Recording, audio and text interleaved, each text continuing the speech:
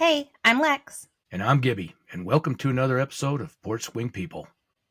Each week we have a guest on the porch to share their stories with us.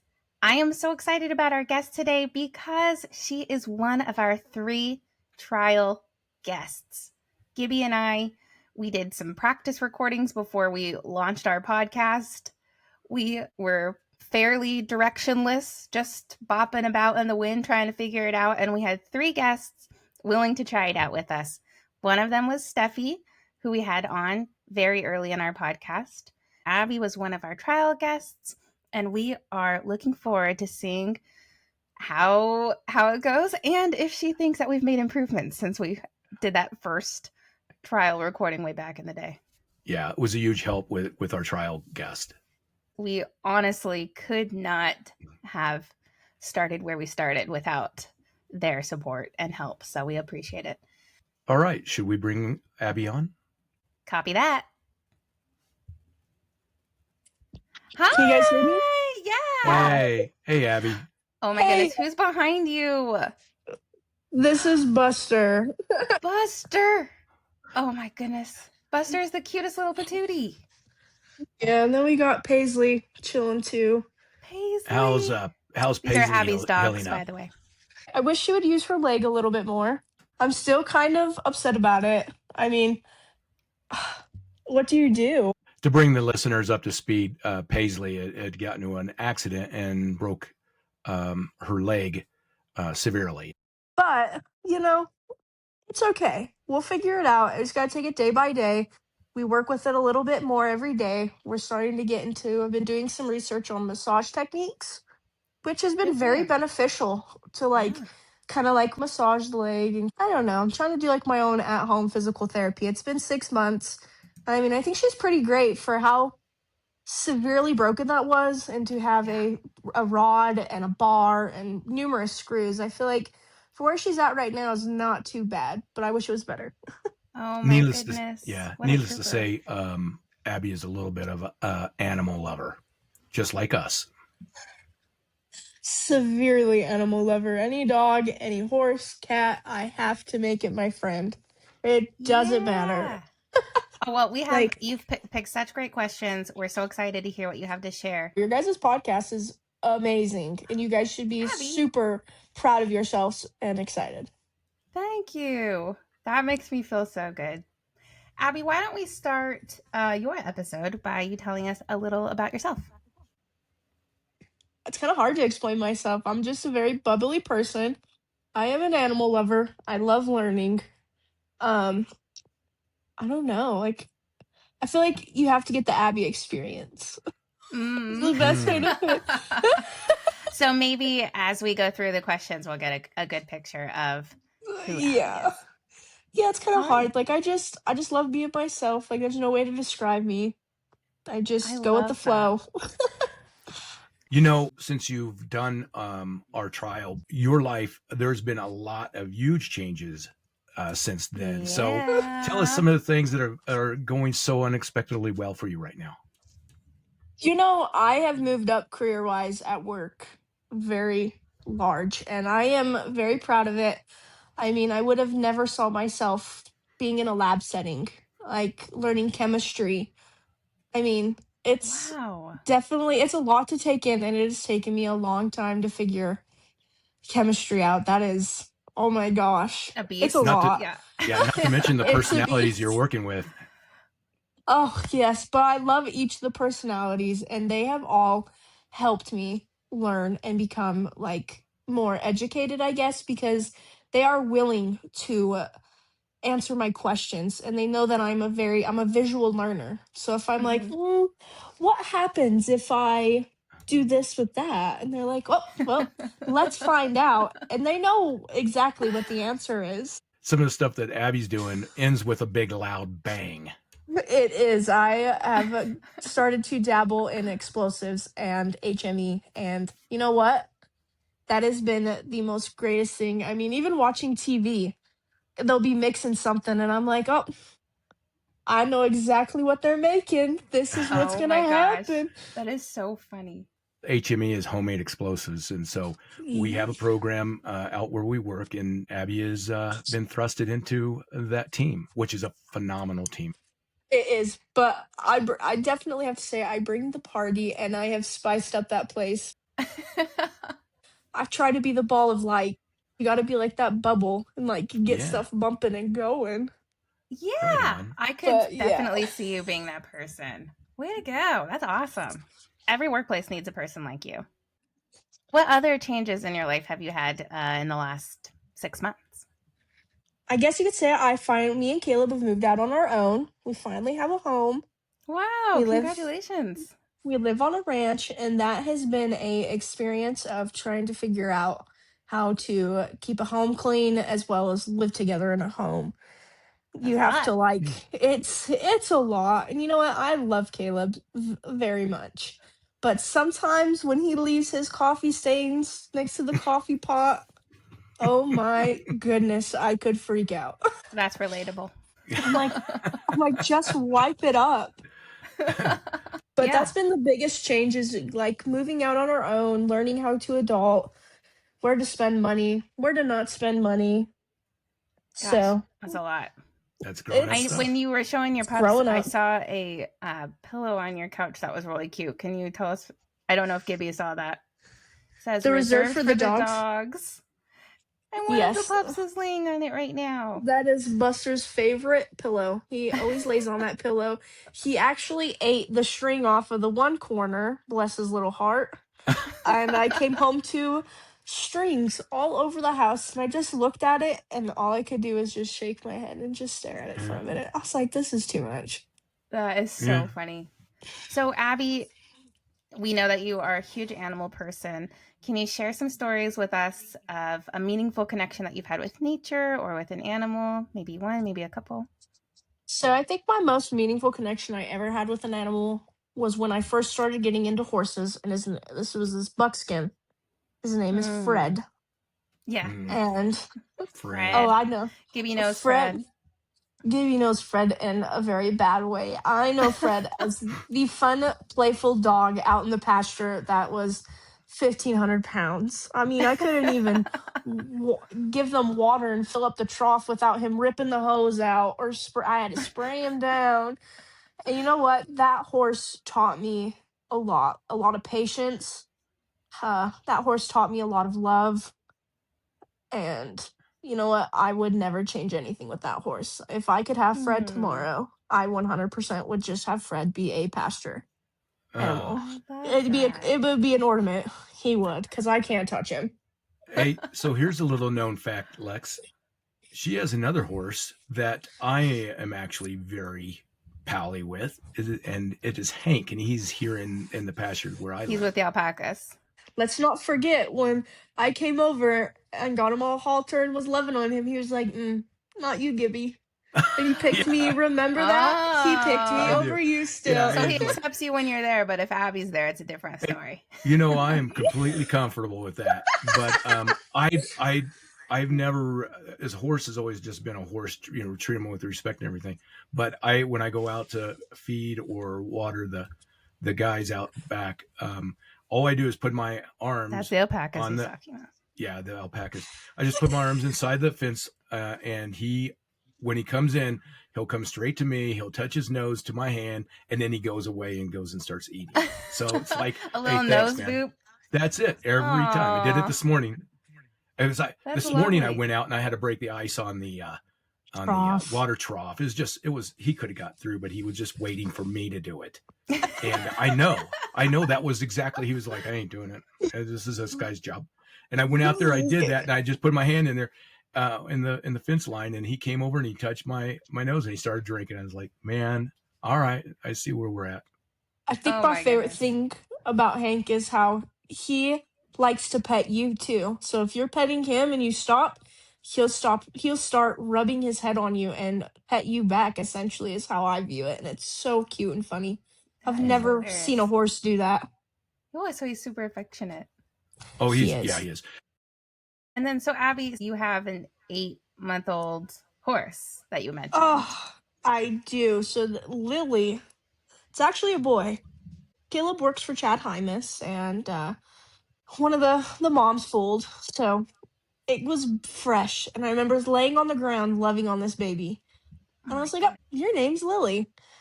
As time as time goes on, we find out it's a male, and then I was getting kind of sad that Lily was gonna disappear. So Caleb, we talked about it, and I'm very grateful Caleb did it because I was kind of upset that Lily was gonna go and find another home because I didn't want that. So he went behind my back and basically surprised me with Lily and said, "Surprise! Look at what I got with Lily." Oh my goodness! And you kept the name Lily. I love that so much. Yeah. We tried to change it to Poker. It lasted for all of 2 seconds. We tried Lily's Willie. like, really? Really? Wouldn't go for Willie. That is so funny. I think it's going to stay Lily, unfortunately, and we're just going to have to confirm to everybody that Lily is a boy, and it's accidental. Let me just say this. Wear like a bow tie or something. This is not an isolated incident with these guys. You need to start picking out gender neutral names if that is bothering you, because every one of the alpacas that are born, they name them the opposite of what they are when it comes. Every one of them. Oh, it's a female. No, it isn't. That's not a female. That is every so one of them. awesome. So, but they never change him after they name him. Like, well, it doesn't matter. That's what his name is. That's their name. That's unfortunately that's Lily. I think it's love a perfect the name. fact that Lily is his name. It's a good story incredible. Too. We have bought a lot of accidental animals, and for us, I feel like, because Hank shouldn't have been around. I felt bad for Hank because he looked very starved when we originally got them. There was 3 of them: Hank, Dolly, Reba. Reba's gone. And I remember looking, and I was like, "Caleb, I don't care how you're gonna fit these horses into the trailer. Either way, all 3 of these horses are coming home." And we were only going for 1, but then I looked at the others, and I was like, this is not okay. You guys all have to come home with me. And then my Buster was out of a breeding facility, and he had no friends, and everybody never loved him. So I felt bad for him. So then I surprised Caleb with a dog. Paisley was also a surprise dog, where I said, "We need to go to Cow Ranch," wink, wink. Got to the Cow Ranch parking lot, and I was like, "Oh, wow, we're actually getting a dog." So now we have Paisley. Oh, you guys have such great hearts for animals. I love that. I think it's mainly an Abbie problem, because then we have Banner, who Caleb actually rode. Banner was a client of his that he like broke and helped like become like a broke horse or whatever the horse training side is. Yeah. And I fell in love with Banner, and I was like, "Can you ask if he's for sale? Like, I can't ride him, but like, I really like Banner. Can you please get Banner?" And I engraved it enough to his head that's how we have Banner. Every last animal we have is due to my fault. Not a fault. That's definitely not a fault. Yeah, not a fault. Gives you guys something to do. Abbie, can you tell us a moment from your childhood that still brings you joy? I would have to say it's my dad coming home from Iraq. When my dad got back home from his deployment, he had, I want to say, like 3 months off, and it was summertime, so I was out of school. And I will tell you what, me and my dad got into his truck. It didn't matter what time we left or what time we came home. Me and my dad have went all over the state of Utah, going to about every last museum in Utah. Every last museum. And, I mean, we would go driving, and I'd be like, "Dad, that rock looks funny. I wonder what that rock looks like up close."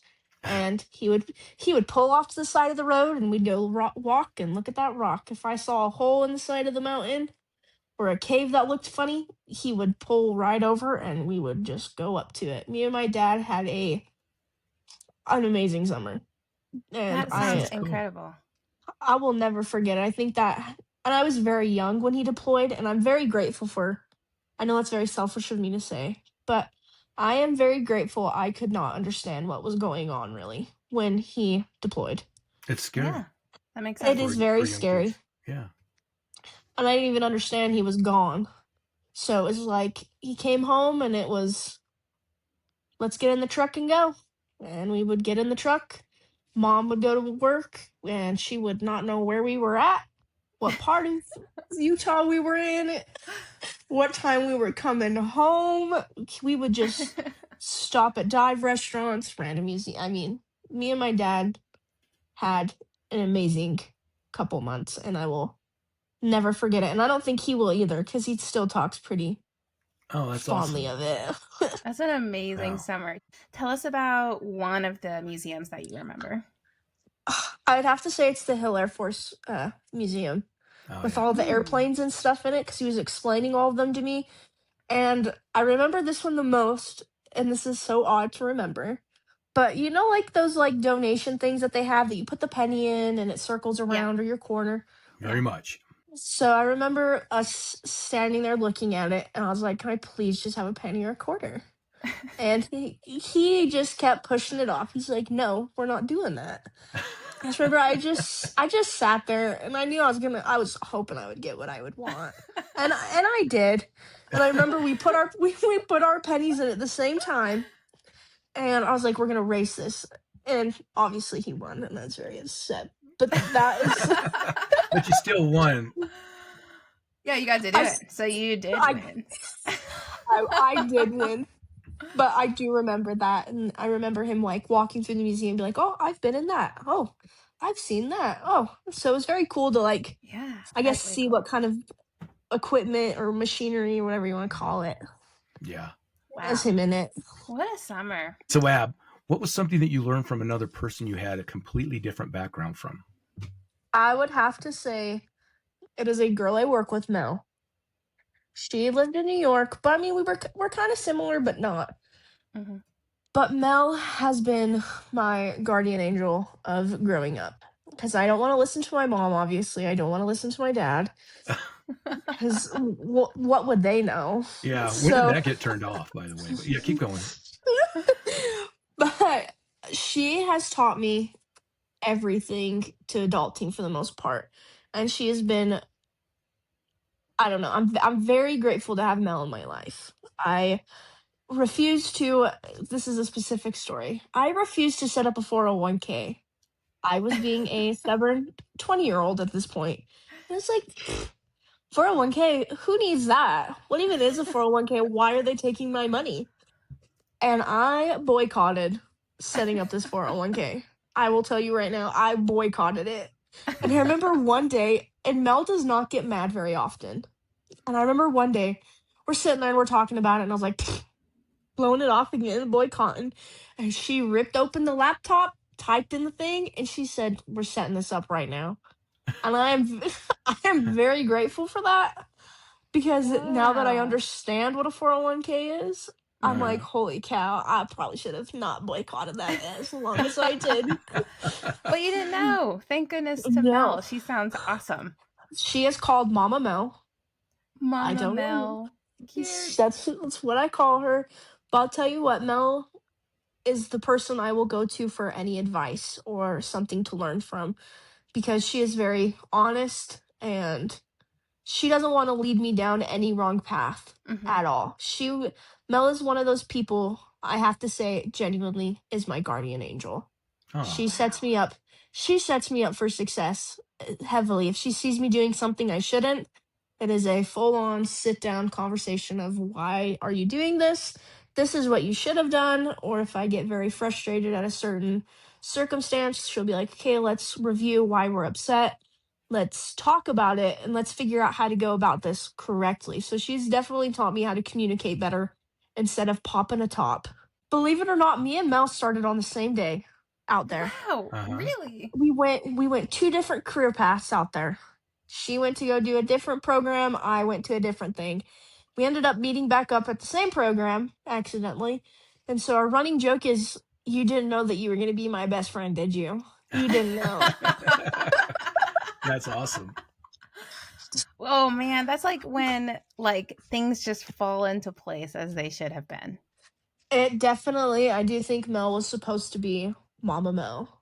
Yeah, She shout out to Mama Mel. What an amazing Shout gem. out to Mama Mel. She is a gem. I'll tell you what, if Mel, this sounds awful, and she gets mad at me for saying this, but because Mel's so reasonable and so like she tries to set me up for success and like do the right things so hardly, that if Mel told me to jump off a bridge, I'm She's not, the no person you would question. jump off a bridge for.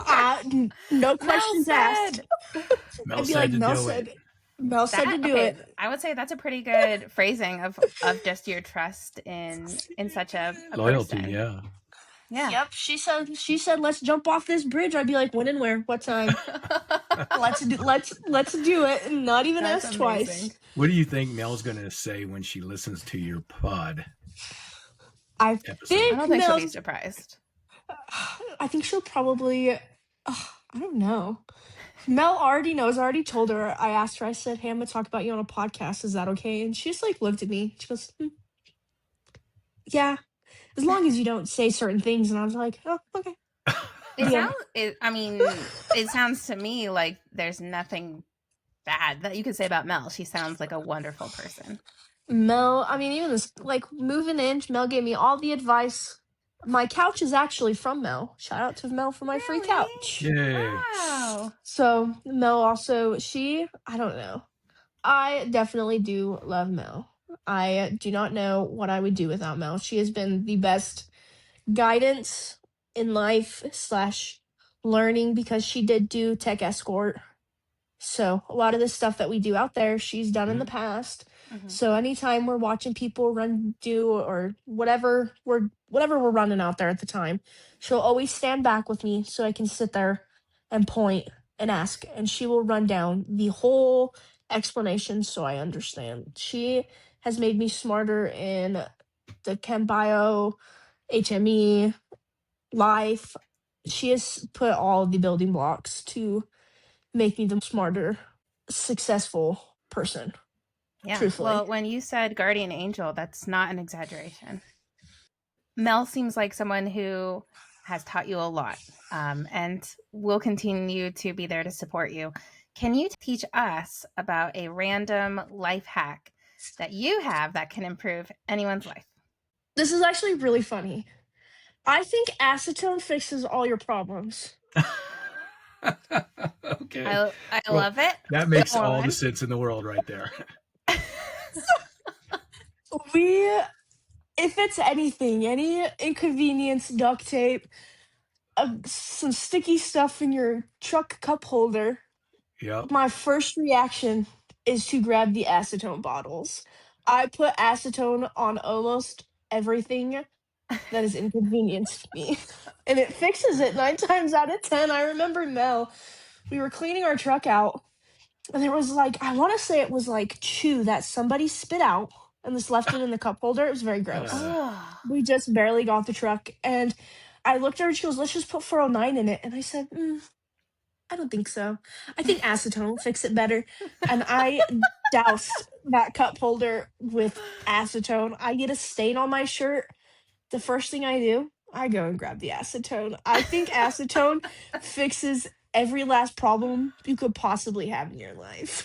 In the discipline that is where so Abbie funny. works, acetone is the thing.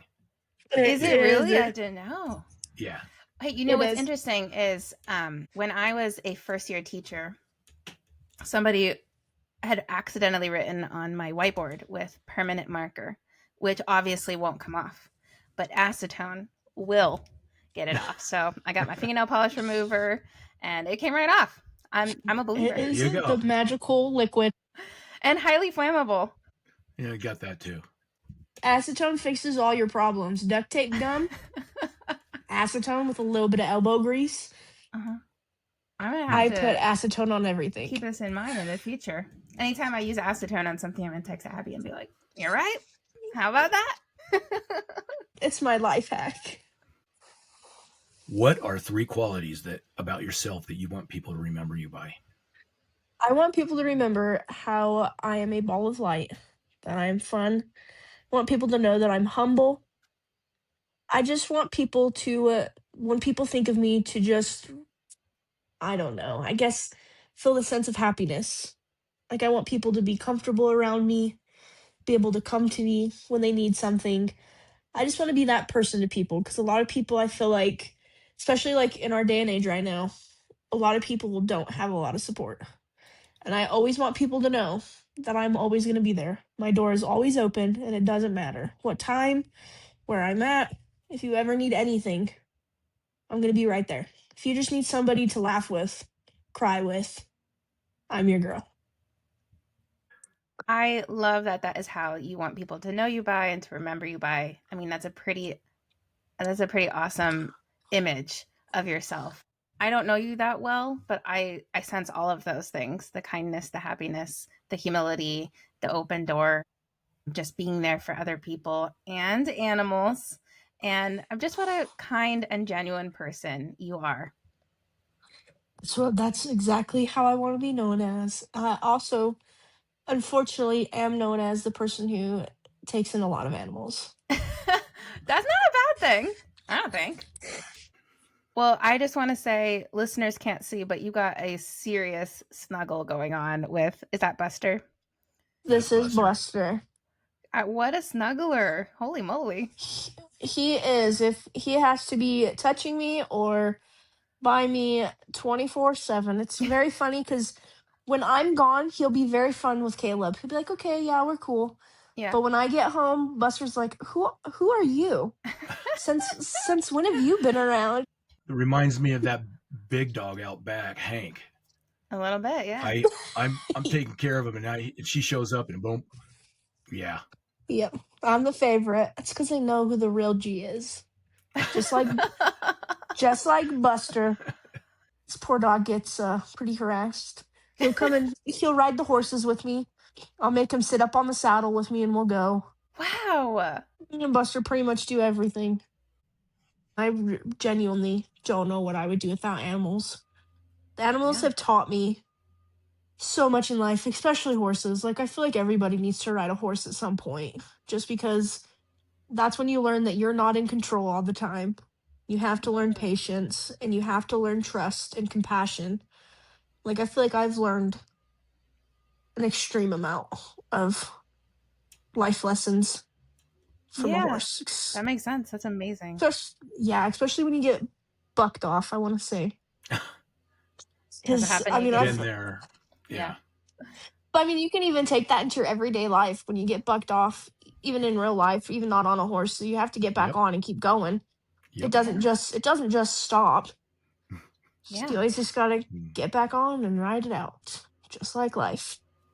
Yeah. Well, with that, Abbie, thank you for joining us on the podcast today. We loved having you on and hearing your stories.